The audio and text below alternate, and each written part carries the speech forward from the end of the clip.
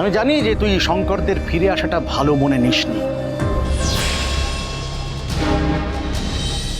তবে তোকে একটা কথা বলি, তুইও ছল করে যেভাবে শঙ্করদের বাড়ি থেকে বের করে দিয়েছিলি, আমিও সেটা ভালোভাবে নিইনি।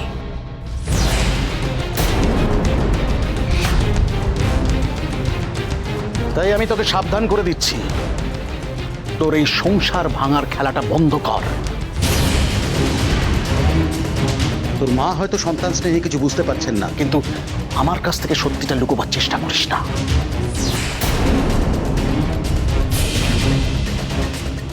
ও আরো একটা কথা, এরপরেও যদি কোনো অশান্তি তুই করিস না, আমার থেকে খারাপ কিন্তু কেউ হবে না, কথাটা মনে রাখিস।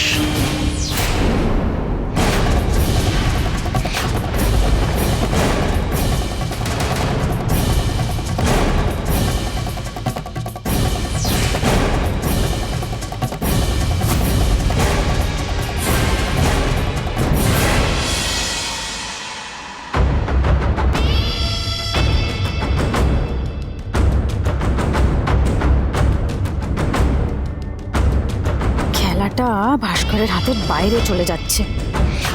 ভাস্কর আর সামলাতে পারবে বলে মনে হয় না। এমন লোককে ডাকতে হবে যে ভাস্করের চেয়ে অনেক উঁচু দরের খেলোয়াড়।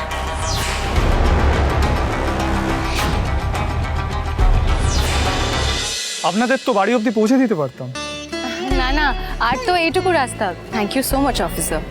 থ্যাংক ইউ বলে মিসেস ঘোষ আপনি আমাদের লজ্জা দিচ্ছেন, বরং আমরা আপনার কাছে কৃতজ্ঞ। আপনার সাহস, আপনার বুদ্ধি সত্যি প্রশংসনীয়। এর জন্য তো আপনার পুরস্কার পাওয়া উচিত। মানুষের প্রাণ বাঁচাতে পেরেছি, আমার দাদাকে বাঁচাতে পেরেছি, এর থেকে বড় পুরস্কার আর কি হতে পারে আমার জন্য। আসি, আবার যদি কোনো রকম সমস্যা হয় জানাবেন অবশ্যই। নমস্কার।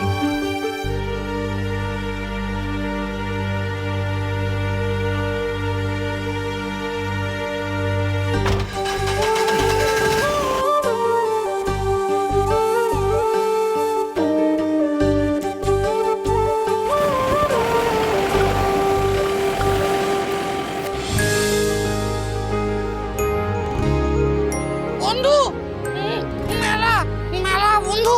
হরেকমাল 10 টাকা, বালতি নেবেন 10 টাকা, চুড়ি নেবেন 10 টাকা, পুতুল নেবেন 10 টাকা। আসুন আমাদের দোকানে জিনিসপত্র কিনে নিয়ে যান। হরেকমাল 10 টাকা।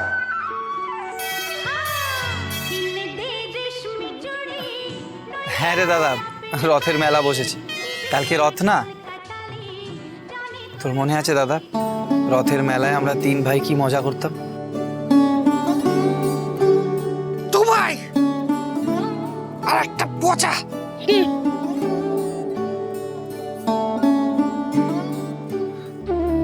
না রে দাদা, ওরকম বলিস না। তুই দেখিস ভাস্কর ঠিক এক না একদিন আবার আগের মতন হয়ে যাবে। মেজবো, চলো না গো, একটু রথের মেলায় গিয়ে আমি একটা ঠাম্মির জন্য পুতুল কিনি। ঠাম্মির জন্য পুতুল কিনবে? নিজের পুতুল লাগবে সেটা বল। আমিও একটা কিনবো আর ঠাম্মির জন্যও একটা কিনবো। চ চ পুতুল কিনবো। বন্ধু চ, বন্ধু ভাই চ ভাই। না থাক, আজকে বাড়ি যাই, ঠাম্মি আর দাদু অপেক্ষা করছে না। চল না চল না, মেলা চল না একটু। জিলিপি মা খাবে, আমিও খাবো জিলিপি পাপড়। আচ্ছা ঠিক আছে, চলো একবার মেলা ঘুরেই যাই। চল।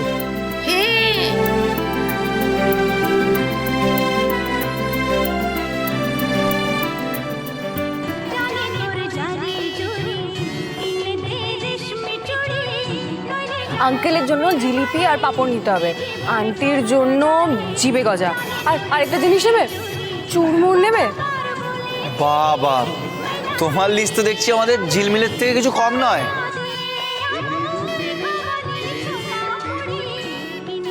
বাড়ি ফিরছি আর আন্টি আঙ্কেলের পছন্দের জিনিসগুলো নিয়ে ফিরবো না?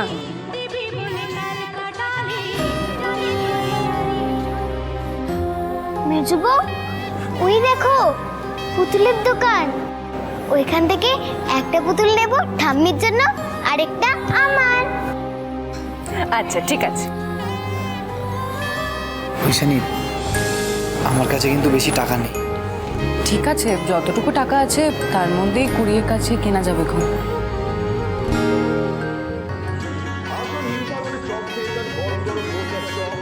ए मुड़ी मुड़ी मसला मुड़ी ए मुड़ी खावे मसला मुड़ी मुड़ी मुड़ी मसला मुड़ी ए मुड़ी खावे मसला मुड़ी আসুন আসুন, এক সুবর্ণ সুযোগ, হরেক মাল 20 টাকা। আমাদের দোকানে আপনি পেয়ে যাবেন কাঁচের চুড়ি, কাঁচের মালা, বালতি, কাগজ, পেন, সমস্ত কিছু। আপনার নিত্য প্রয়োজনীয় সমস্ত জিনিসপত্র পেয়ে যাবেন আমাদের এই বাবলি ভ্যারাইটিতে। আসুন, সংগ্রহ করুন।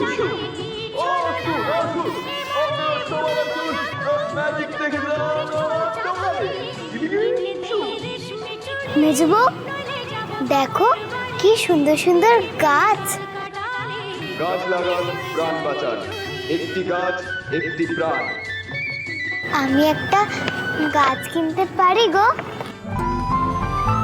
উঠোনে গাছের টব বসাবো। হ্যাঁ নিশ্চয়ই কিনে দেবো ঝিলমিল। তুমি জানো এখন তো আষাঢ় মাস, এখনই আমরা গাছ পুঁতি, ধানের চারা পুঁতি। কেন? ছোট ছোট গাছের চারাগুলো প্রথম বৃষ্টির জল পেয়ে তাড়াতাড়ি বেড়ে ওঠে।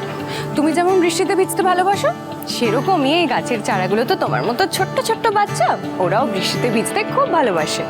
গাছ তো আমাদের সবচেয়ে ভালো বন্ধু, তাই না মেজবু?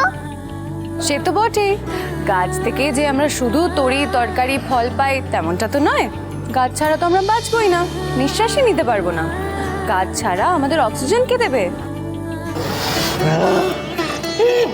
কি সুন্দর, কি সুগন্ধ, গাছের হাওয়া বাতাস। তাহলে সবাই গাছ কেটে ফেলে কেন? সেটাই তো মুশকিল ঝিলমিল। আমরা যে নিজেদের ভালোটা কেন বুঝি না কে জানে। যারা আমাদের বাঁচিয়ে রেখেছে তাদেরকেই শেষ করতে আমরা ব্যস্ত হয়ে পড়েছি। বাজির দল, সব সব বাজি, সব বাজি।